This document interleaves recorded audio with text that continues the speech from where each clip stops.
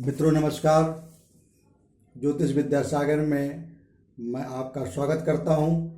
मित्रों, जैसा कि मैंने पिछले वीडियो में नक्षत्रों के बारे में आपको बताया, लेकिन केवल 4 राशियां ही पूरी हो पाई। अब उसी के आगे चलते हुए हम 4 राशियों में कौन कौन से नक्षत्र पड़ते हैं, उस बार मैंने बताया आपको मेष, वृषभ, मिथुन और कन्या के बारे में। आज मैं बताऊंगा आपको जैसे मेष, वृषभ और मिथुन और कर के बारे में बताया। आज जो मैं आपको बताऊंगा वो सिंह, कन्या, तुला और वृश्चिक के बारे में। इसमें कौन कौन से नक्षत्र पड़ते हैं। मान लीजिए आपकी कुंडली में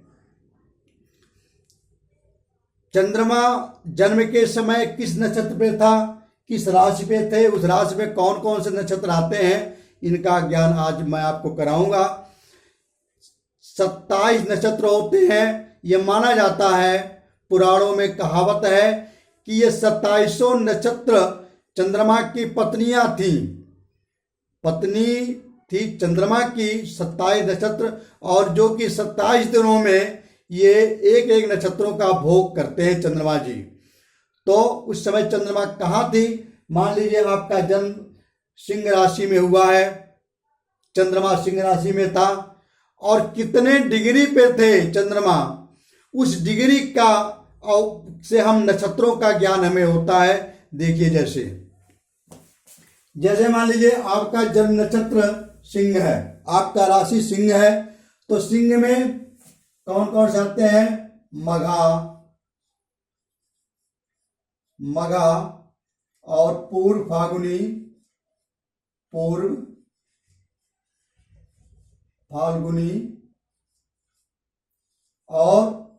उत्तर फाल्गुनी। अब ये 3 नक्षत्र सिंह में आते हैं। अब इनकी भी डिग्री होती है। जैसे मान लीजिए चरण देखिए, 4 और 1, 4 मतलब 0 डिग्री से 13 डिग्री 20 मिनट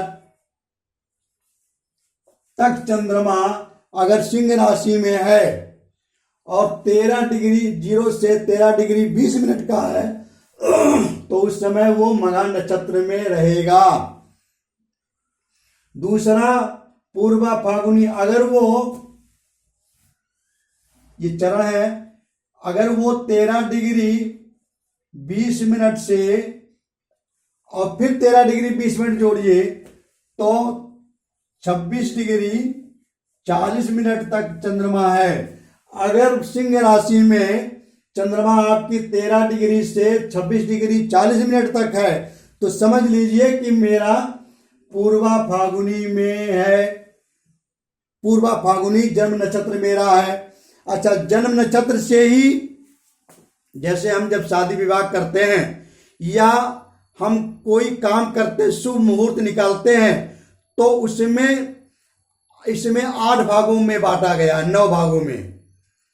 जन्म, संपत्ति, विपत्ति, क्षेम, प्रत्याहारी, वध, मैत्र और अतिमैत्र।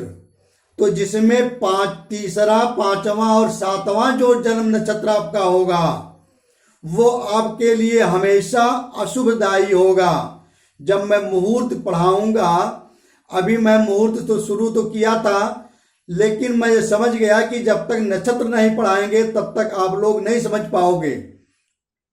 जैसे मान लीजिए जन्म, संपत्ति, विपत्ति, क्षेम, प्रत्याहारी, वध, मैत्र, अतिमैत्र हम आपको बता दें, और उसमें नक्षत्रों की ही जरूरत है। नक्षत्र जब तक नहीं बताएंगे तब तक आप कहोगे पता नहीं क्या ये पढ़ा रहे हैं।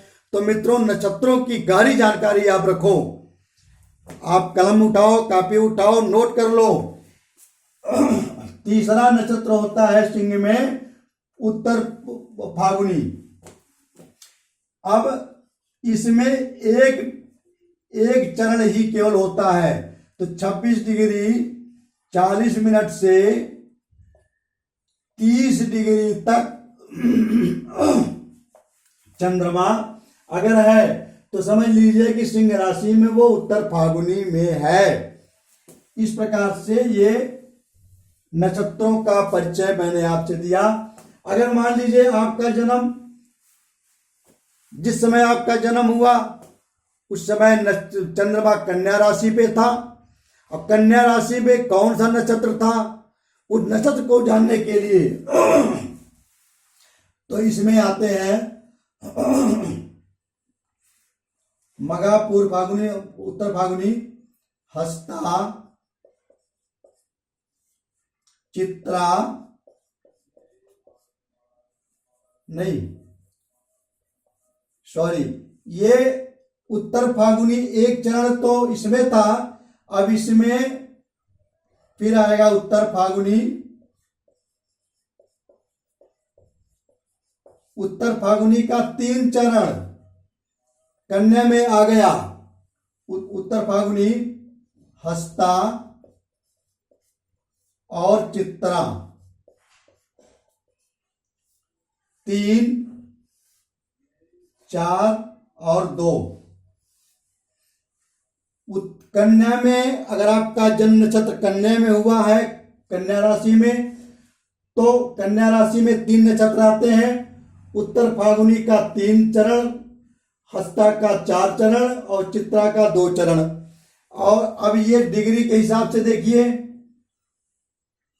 3 चरण का मतलब होता है एक चरण 3 मिनट 20 सेकंड का होता है, तो 3 चरण हो गया 10 मिनट का।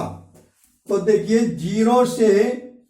0 डिग्री से 10 मिनट तक अगर आपका चंद्रमा है तो आप ये समझ लीजिए, और वो कन्या में विचरण कर रहा है तो समझ लीजिए कि उत्तरा फाल्गुनी में है।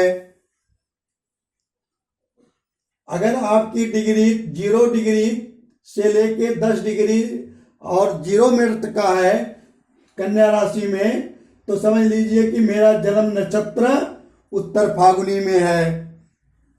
अच्छा, यह और उसके बाद हस्ता पे आएगा।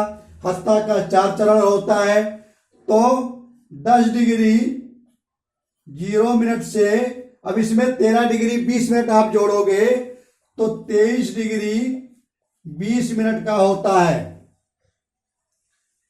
अगर चंद्रमा आपके कन्या राशि पे गोचर कर रहा है और वो 10 डिग्री 23 मिनट 10 डिग्री से 23 मिनट 20 का है, तो आप समझ लो कि ये हस्ता नक्षत्र पर है। और फिर उसके बाद चित्रा नक्षत्र आता है, तो 23 डिग्री 20 मिनट से पूरा 30 डिग्री तक ये कन्या राशि में चंद्रमा चित्रा पे रहता है, चित्रा नक्षत्र पे। जिस दिन पूर्णिमा जिस नक्षत्र पर होता है वही नक्षत्र के नाम से उस महीने का नाम रखा जाता है। जैसे चित्रा है, चित्रा में अगर पूर्णिमा के दिन चित्रा नक्षत्र आएगा तो वो महीना का नाम होगा चैत्र। अगर पूर्णिमा के दिन विशाखा नक्षत्र आएगा तो उस महीने का नाम होगा बैसाख।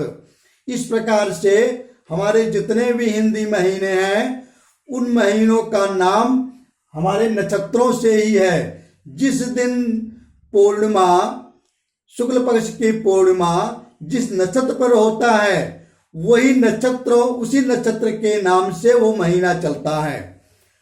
तो देखिए, अब तुला राशि में कौन कौन से होते हैं। पहले तो चित्रा आप ले लो, चित्रा का 2 नक्षत्र कन्या में हो गया। चित्रा का 2 नक्षत्र फिर बचा, हर 4 चरण होते हैं। चित्रा का 2 चरण कन्या में हो गया और 2 चरण फिर तुला में आ गया। हस्ता चित्रा, इसमें स्वाति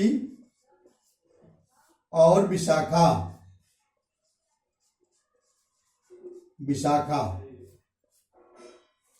इसमें फिर चरण इसका है 2, 4 और 3। तुला राशि में अब इनकी डिग्री देखिए, ये एक चरण 3 डिग्री 20 मिनट का होता है, तो ये 2 चरण का है। कितना हुआ? 3 डिग्री 20 मिनट, उसमें जोड़ो फिर 3 डिग्री 20 मिनट, तो 6 डिग्री 40 मिनट। तो ये 6 डिग्री 0 डिग्री से 6 डिग्री 40 मिनट का अगर चंद्रमा आपका है, तुला राशि में गोचर करते हुए आपका चंद्रमा 0 डिग्री से 6 डिग्री 40 मिनट का है, तो समझ लीजिए कि इस समय चित्रा नक्षत्र है। अगर आपकी डिग्री, अगर चंद्रमा 6 डिग्री 40 मिनट से 4 का है, इसमें हम 6 डिग्री 40 मिनट में जब 13 डिग्री 20 मिनट जोड़ेंगे, 13 डिग्री 20 मिनट क्यों जोड़ेंगे? क्योंकि ये 4 चरण का है। चारों चरणों का मान 13 डिग्री 20 मिनट का होता है, एक चरण का मान 3 डिग्री 20 मिनट का होता है।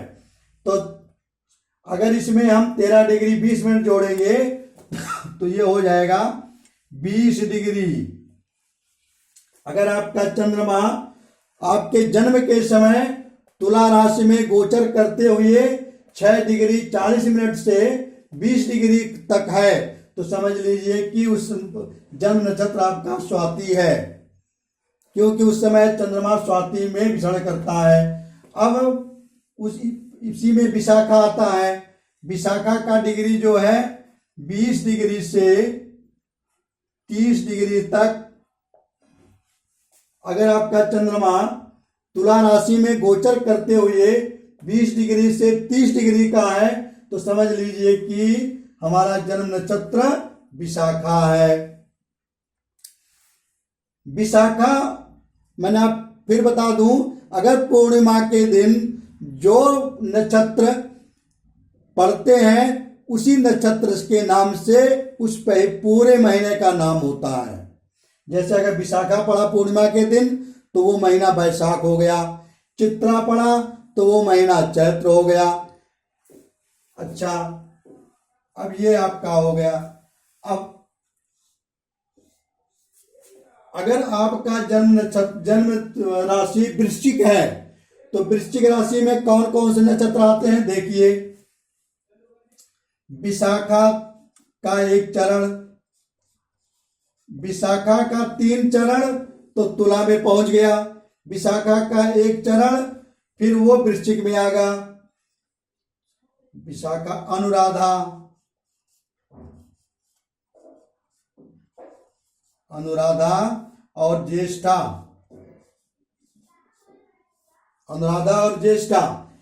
अब ये चरण इसका देखिए, विशाखा का 3 चरण पहुंच गया तुला में, विशाखा का 1 चरण आ गया वृश्चिक में, और फिर अनुराधा का आ गया 4 चरण अनुराधा का, और ज्येष्ठा का 4 चरण। कहने का मतलब यह है कि 0 डिग्री से 1 चरण कितने का होता है मित्रों? 3 डिग्री 20 मिनट का। तो 0 डिग्री से 3 डिग्री 20 मिनट का अगर आपका चंद्रमा है और वो वृश्चिक में गोचर कर रहा है, तो समझ लीजिए कि हमारा वृश्चिक जन्म राशि है और जन्म नक्षत्र मेरा है विशाखा, क्योंकि विशाखा में 0 डिग्री से 3 डिग्री 20 मिनट का होता है। फिर चंद्रमा फिर अनुराधा पर गोचर करेगा। ये कितने डिग्री का है? 4 चरण का है। तो 3 डिग्री 20 मिनट से इसमें अब 13 डिग्री 20 मिनट हम जोड़ेंगे, इसलिए कि ये 4 चरण का है। 4 चरणों का मान 13 डिग्री 20 मिनट का होता है। देखिए, जैसे 3 डिग्री 20 मिनट में जो हम 13 डिग्री 20 मिनट जोड़ेंगे तो ये हो जाएगा 20 डिग्री 00 मिनट। अगर वृश्चिक राशि में चंद्रमा गोचर करते हुए 3 डिग्री 20 मिनट से 20 डिग्री तक है, तो आप समझ लीजिए कि हमारा जन्म नक्षत्र अनुराधा है। और अगर वही 20 डिग्री से 30 डिग्री के बीच में है, तो समझ लीजिए कि हमारा जन्म नक्षत्र ज्येष्ठा है। मित्रों, अगर ज्येष्ठा पूर्णिमा के दिन पड़ता है तो उस महीने का नाम जेठ से रखा जाता है। ज्येष्ठ नक्षत्र में हम जब शादी विवाह करते हैं तो ज्येष्ठ जो नक्षत्र होता है उसमें हम अपने बड़े बच्चों की शादी नहीं करते जेठ महीने में। ये सारे नक्षत्र मैं आपको इसलिए पढ़ा रहा हूं कि नक्षत्रों से ही पूरी दुनिया आधारित है, पूरा ज्योतिष आधारित है। अगर हम ये आपको नहीं बताएं तो कैसे जानोगे कि ज्येष्ठा नक्षत्र क्या है। अब अगली वीडियो में मैं आपको बताऊंगा धनु, कुंभ, मकर और मीन में कौन कौन से नक्षत्र होते हैं। धीरे धीरे मैं आपको इसलिए पढ़ा रहा हूं कि आपके ताकि ये समझ में आ जाए। नक्षत्र कोई चीज कम समझ में आए चलेगा, लेकिन नक्षत्र आपको पूरा समझ में आना चाहिए मित्रों। नमस्कार। वीडियो को आप पूरा देखना, लाइक करना, सब्सक्राइब करना न भूलना और इस वीडियो को आप एक बार, दो बार, तीन बार पूरा देख लेना तो आपको नक्षत्रों का पूरा ज्ञान हो जाएगा। मित्रों नमस्कार, धन्यवाद।